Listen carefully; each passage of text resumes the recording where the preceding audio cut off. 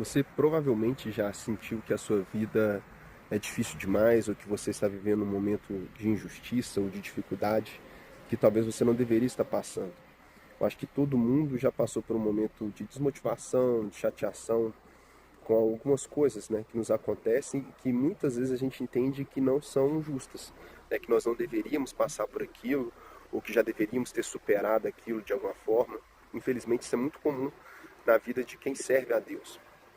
Mas a gente precisa aprender e entender que Deus ele tem o controle de todas as coisas. E quando a gente diz todas as coisas, não são somente aquelas que a gente gosta, não são somente aquelas que a gente concorda, não são somente aquelas que a gente entende que estão do jeito que deveriam ser, mas são também e principalmente aquelas que vão contra a nossa opinião, né? Contra aquilo que a gente gostaria que fosse.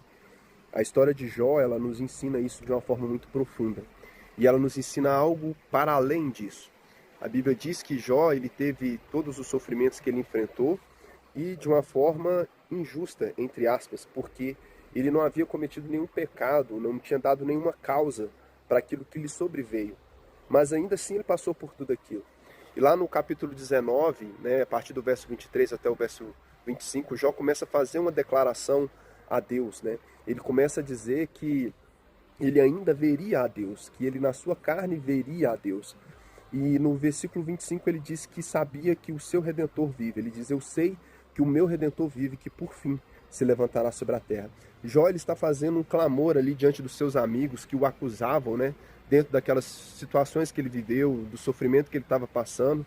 E ele faz uma declaração dizendo que ele sabia que apesar de tudo aquilo que ele estava enfrentando e vivendo, Deus se levantaria como um redentor dele, como um resgatador dele, como aquele que faria justiça à causa dele. E lá no último capítulo de Jó, né, no penúltimo capítulo de Jó, a Bíblia vai dizer que Deus aparece de fato para Jó, e Jó então declara, olha, eu antes te conhecia de ouvir falar, mas agora os meus olhos te contemplam.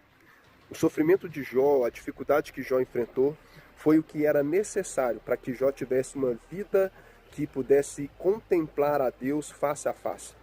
Jó precisou passar por todo aquele período de sofrimento para ter uma experiência pessoal, individual com Deus. E como ele mesmo diz antes, eu te conhecia de ouvir falar, mas agora os meus olhos te veem.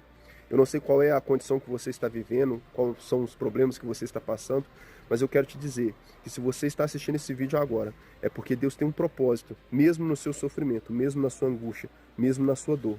E se você crê nisso, que você possa levar, né, a sua mente a Deus em oração, e coloque aqui nos comentários, eu creio que o meu Redentor se levantará sobre a terra.